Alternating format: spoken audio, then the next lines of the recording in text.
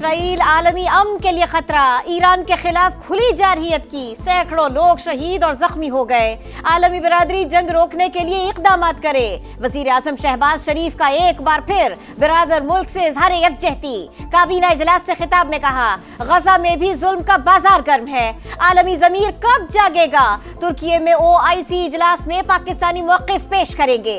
وزیر اعظم بھارت کے خلاف عظیم فتح پر اللہ تعالیٰ کے شکر گزار، بلاول بھٹو کی قیادت میں سفارتی وفد کی بھرپور کوششوں کی ستائش، پاک فوج کی تمام ضروریات پوری کرنے کا اعلان۔ شہباز شریف نے کہا IMF کو بتا دیا تھا زراعت پر ٹیکس نہیں لگنے دیں گے، خوشی ہے انہوں نے بات مان لی۔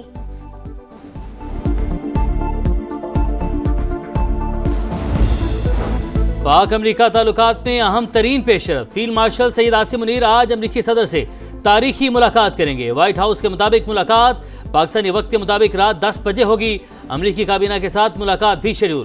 فیلڈ مارشل کی بطور آرمی چیف اہم ترین ملاقات عالمی سطح پر پاکستانی عسکری قیادت کی اہمیت کی بسر، پاکستان کو امریکی خارجہ پالیسی میں اسٹریٹجک حیثیت حاصل، اوورسیز پاکستانیوں کی فیلڈ مارشل کے لیے استقبالی تقریب، آپریشن بنیانو مرصوص میں پاک فوج کی بہادری کو بھرپور خراج تحسین پیش کیا گیا۔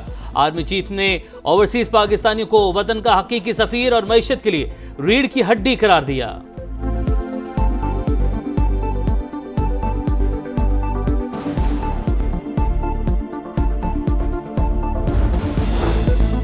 ایران کبھی سرنڈر نہیں کرے گا، امریکہ سن لے، کسی کی زبردستی قبول نہیں۔ ایران پر حملہ کیا تو ناقابل تلافی نتائج بھگتنے پڑیں گے۔ آیت اللہ خامنائی کا قوم سے خطاب، کہا اسرائیل نے بڑی غلطی کر دی، مجرمانہ اقدامات کی سزا ملے گی، اپنے شہیدوں کا لہو نہیں بھولیں گے۔ ایرانی سپریم لیڈر کا سوشل میڈیا پر بھی سخت پیغام، ایکس پر لکھا صہیونیوں پر اب کوئی رحم نہیں کریں گے۔ ترجمان وزارت خارجہ اسماعیل بقائی نے کہا اسرائیل نے غزہ، لبنان اور شام کے بعد ایران کا رخ کیا، یہیں پر نہ رکا تو کوئی اور ملک ہدف ہوگا۔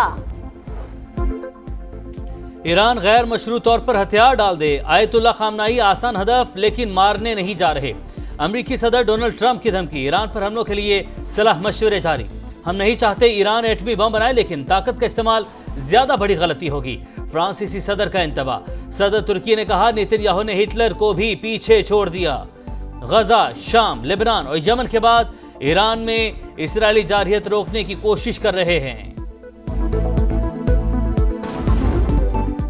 آپریشن وعدہ صادق سوم کا 5واں دن، ایران کا اسرائیل پر پہلی بار سپرسونک فتح میزائل سے حملہ، تل ابیب میں افراتفری، آئرن ڈوم ایرانی میزائل روکنے میں ناکام، اسرائیلی ایئر بیسز کو نشانہ بنایا، تل ابیب میں امریکی سفارت خانہ جمعے تک بند، ایرانی فوج نے اسرائیل کا چوتھا F-35 طیارہ اور ہرمز ڈرون مار گرایا، اسرائیلی فوج کو ایرومیز میزائل انٹرسیپٹر کی قلت کا سامنا، اسرائیل سے بڑی تعداد میں لوگوں کا انخلا بھی جاری، اسرائیل کے خلاف تباہ کن کارروائی ابھی باقی ہے، ایران کے آرمی چیف کا اعلان۔ اسرائیل کی جارحیت جاری، تہران اور دیگر ایرانی شہروں پر 50 طیاروں کے ساتھ حملہ، سینٹریفیوجز اور میزائل پروڈکشن سائٹس نشانہ بنانے کا دعویٰ، امام حسین یونیورسٹی پر بھی بم برسائے، مہرآباد ایئرپورٹ کے قریب 4 لاکھ سے زائد شہریوں کو انخلا کی وارننگ، صہیونی وزیر دفاع نے کہا فی الحال کوئی مذاکرات نہیں ہو رہے، اپنے اہداف مکمل کریں گے۔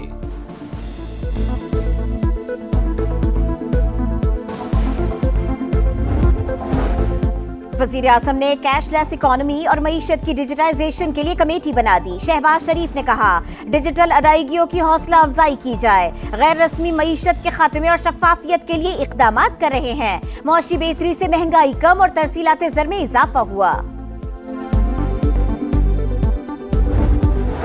حکومت کا سولر پینلز پر سیلز ٹیکس 18 سے کم کر کے 10% کرنے کا اعلان، بجٹ پر پیپلز پارٹی کے تحفظات دور کریں گے۔ نائب وزیراعظم اسحاق ڈار کا قومی اسمبلی میں خطاب، کہا ڈیجیٹل سروسز کے حوالے سے سیلز ٹیکس صوبوں کا حق ہوگا۔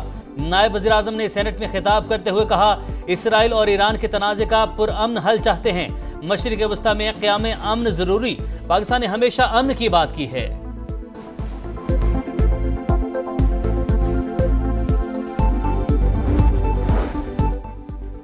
تحریک انصاف کی ایران پر اسرائیلی حملے کی مذمت، حکومت بتائے معاملے پر ہماری فورن پالیسی کیا ہے۔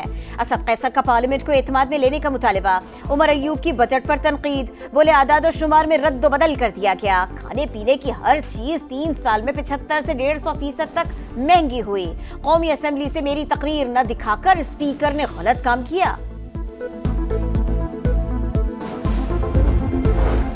नेशनल हाईवे अथॉरिटी के तमाम टोल प्लाजों की खुली नीलामी का फैसला। वफाक के वज़ीर मुवासलात ने तमाम अमल को शफाफ बनाने की हिदायत कर दी।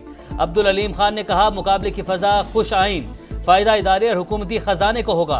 NHA के रेवेन्यू में इजाफा अवलीन तरजीह। इदारे में इस्लाहात और बेहतरी के लिए इक़दाम कर रहे हैं। NHA के 74 टोल प्लाजों की नीलामी 19 जून को होगी।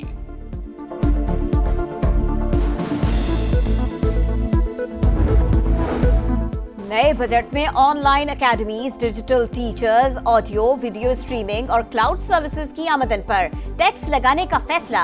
कायमा कमेटी बराए खजाना ने सालाना 12 लाख रुपए आमदन पर टैक्स छूट की सिफारिश कर दी। ऑनलाइन काम करने वाले छोटे कारोबारी तबके पर टैक्स की तजवीज मुस्तरद। फाइलर और नॉन फाइलर की कैटेगरी खत्म करके अहल और नाअहल अफराद की कैटेगरी मुतारिफ। हमारा हर इकदाम कानून की हुक्मरानी के लिए होगा। चीफ जस्टिस याहिया आफरीदी का पेशावर में तकरीब से खिताब। कहा, बार और बेंच को कोई अलहदा नहीं कर सकता। मुसलसल कोशिशों के बायस ज़ेर इल्तवा मुकदमात की तादाद में कमी आई है। चीफ जस्टिस ने पेशावर में कचहरी कॉम्प्लेक्स की तामीर को अहम संग मील करार दिया। वज़ीर आला पंजाब मरियम नवाज के ज़ेरे सदारत खुसूसी इजलास। Nawaz Sharif IT city project में पेशरफ्त का जायजा। सिलिकॉन ब्लॉक की मंजूरी। दुनिया के नामवर IT ग्रुप्स का इजहार दिलचस्पी।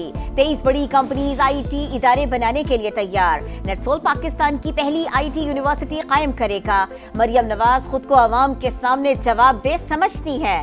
बजट में तालीम और सेहत अव्वलीन तरजीह है। किसानों को आसान शराइत पर कर्ज दे रहे हैं। वज़ीर इत्तलात पंजाब उस्मा बुखारी की प्रेस कॉन्फ्रेंस।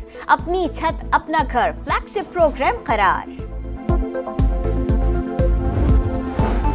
बलूचिस्तान का बजट 51 अरब रुपए सरप्लस। तालीम, सेहत और अमन को तरजीह दी गई। 6000 नई भर्तियां हदफ हैं। वज़ीर खजाना बलूचिस्तान शुएब नौशेरवानी की post budget press conference.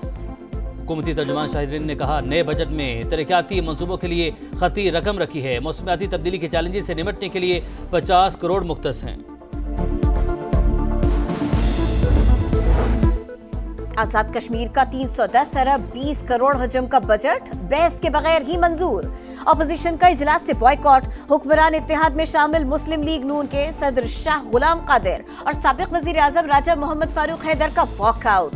Budget में गैर तरक्याती अखराजात 201 के लिए 67 अरब और तरक्याती मंसूबों के लिए 49 अरब रखने की मंजूरी।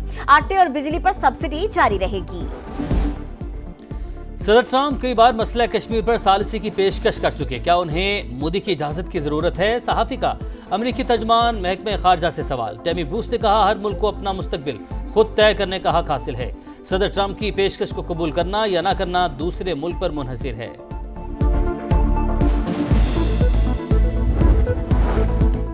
गज़ा में इमदादी कैंप मक्तल बन गए। इसराइली फोर्सेस की खान यूनुस और रफा में एक बार फिर इमदाद के मुंतजर मजलूमों पर फायरिंग। 63 फलस्तीनी शहीद, 200 से जायद जख्मी। खान यूनुस में पूरी बस्ती को धमाकों से उड़ा दिया गया। काबिज फौज ने गज़ा के अस्पतालों की फ्यूल सप्लाई मुनक़ते कर दी। लाखों फलस्तीनियों को इनखला की वार्निंग। गज़ा की सूरत हाल इंसानियत के ज़मीर पर धब्बा। फौरी जंगबंदी नागुज़ीर है। पाकिस्तान के मुस्तकिल मंदूब आसिम इफ्तिखार का जनरल असेंबली से खिताब। पाकिस्तान नेशंस हॉकी कप का आखिरी ग्रुप मैच हार गया। न्यूजीलैंड ने कौमी टीम को 4-3 से शिकस्त दे दी। हाफ टाइम पर पाकिस्तान को 3-1 की बढ़तरी हासिल थी। सेमीफाइनल खेलने का इंतजार मलेशिया जापान मैच पर होगा।